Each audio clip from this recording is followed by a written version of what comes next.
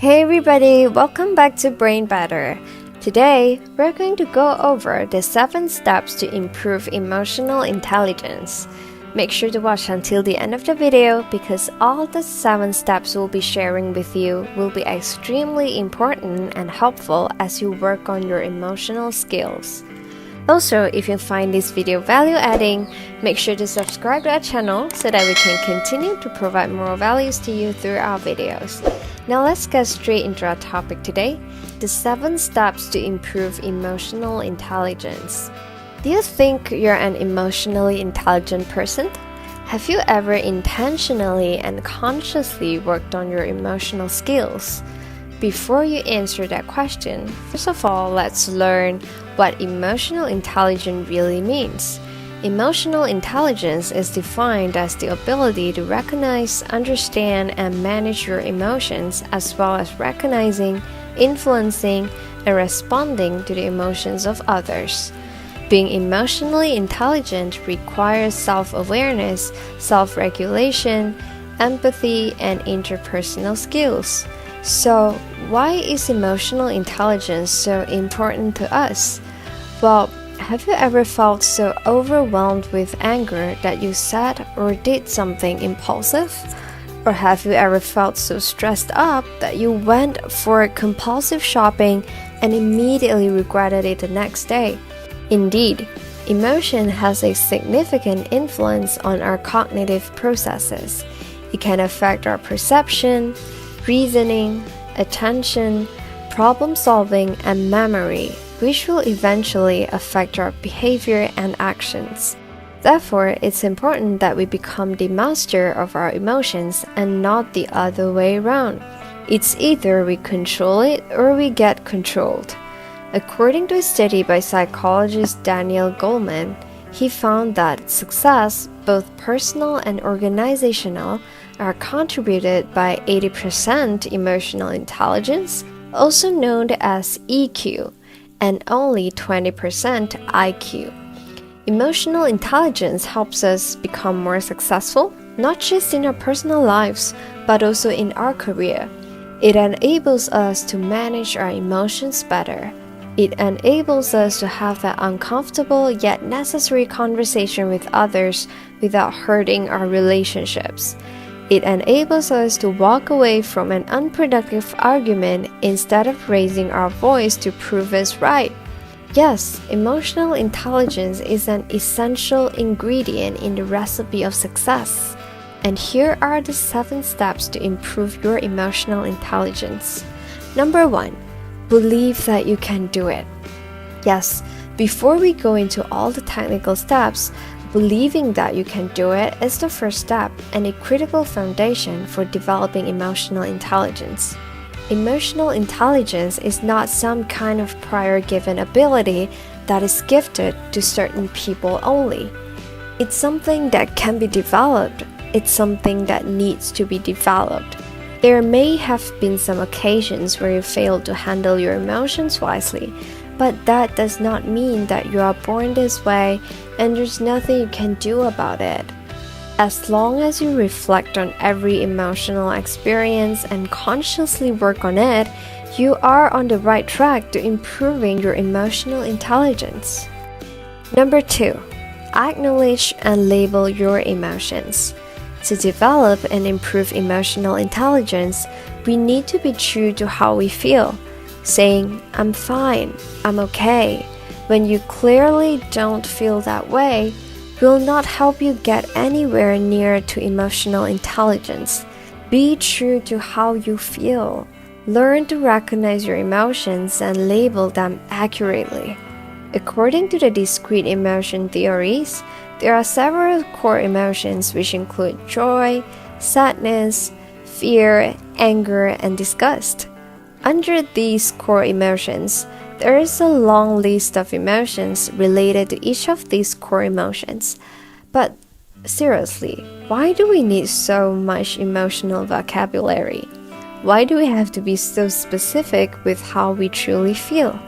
According to research, naming our emotions accurately can have a therapeutic effect by reducing distress resulting from the emotional experience. Emotional labeling also brings us emotional clarity, just like searching for a location on Google Maps. Without an address, we will not be able to navigate our feelings. It's also important not to label our emotions with one that we know better or can handle better. Every emotion serves its own function, and we shouldn't generalize it. Number 3, accept and appreciate your emotions. God created a wide range of emotions for a reason.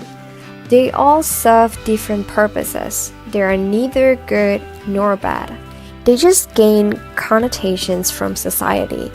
To improve emotional intelligence, it's important that we learn to embrace and accept our emotions, whether the emotion is associated with positive or negative labels by society. You don't have to feel ashamed of how you feel just because this emotion is perceived as negative or unpleasant by others. Embrace your emotions and don't suppress or dismiss your feelings. If you don't learn to validate your own feelings, you will never be able to do the same for others. Neither will you be able to have empathy for people around you. In the animated movie Inside Out, it tells a story of a girl called Riley whose world turned upside down when she and her family moved to San Francisco from Minnesota. She was having such a hard time at a new place, and all the core emotions in her head thought that as long as they let joy be in charge, Riley will be fine. As long as they are able to sway Riley from a place of sadness to joy, she'll be okay. But at the end of the story, it was sadness that got Riley back on her feet. It's when she truly embraced her true emotions, allowed herself to not be okay, and worked through her emotional realizations that she finally could be happy and joyful again. Improving our emotional intelligence is never about avoiding uncomfortable feelings, but rather embracing the wholeness of ourselves, being honest with our emotions, and working through our emotional realizations. Number 4, reflect on your emotions.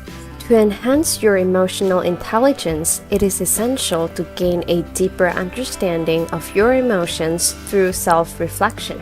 To reflect on your emotions, take a moment to identify the emotions that you are currently experiencing or have recently experienced.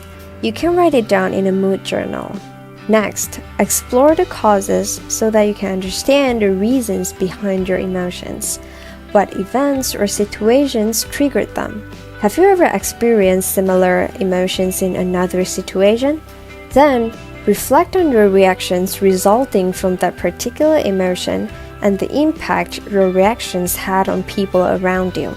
Intentionally reflecting on your emotions does not only help you gain a better understanding of your emotional experience, it can also lead to improved emotional regulation, better mental well-being, and healthier relationships with people around you.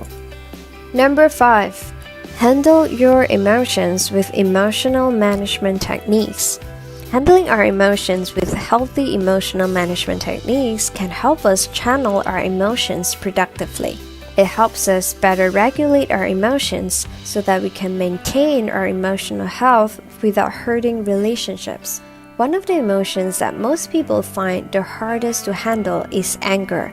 There is nothing wrong with anger itself, but when people lose control because of anger, it can be really damaging to relationships. The next time you find yourself about to lose your temper, take 10 deep breaths.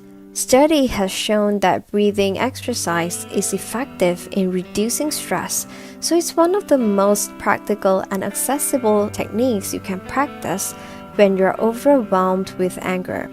Another emotional management strategy is cognitive restructuring, which we would like to call it choose your story. For example, you haven't heard from a good friend of yours for quite some time now. Would you think that your friend no longer cares about you? Or could it be that they're sick or are going through a difficult time? If we choose the first story, we would feel rejected, sad, lonely, and probably lose a friend. But if we choose the second story, we would feel concerned, and instead of feeling like a victim in the story, we would be in the position of giving. And the outcome is we will reach out to that friend and find out what really happens. So choose your story. Other helpful emotional management techniques also include talking to a trusted friend, exercising, meditation, and so many more. Number 6, attune to others' feelings. To truly connect with others' emotions, it's important that we engage in active listening. Stephen Covey once said that the biggest communication problem is we do not listen to understand, we listen to reply.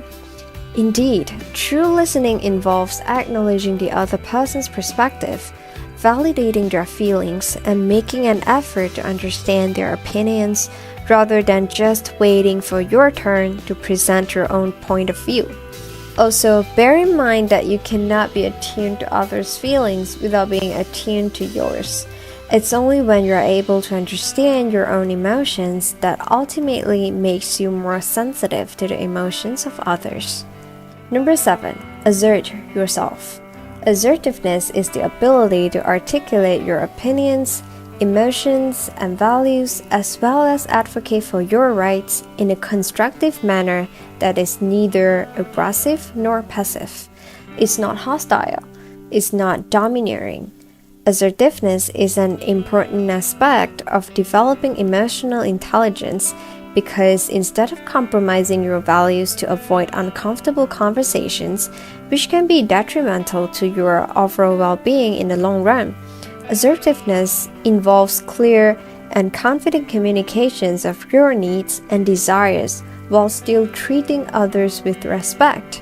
Alright, now that we've covered all 7 steps to improve emotional intelligence, check out this playlist of our videos that cover other topics related to mindset. Don't forget to subscribe and turn on the notification bell so you don't miss out on all these value-packed videos on leadership, psychology, relationships, and so much more. See you in the next video. Bye!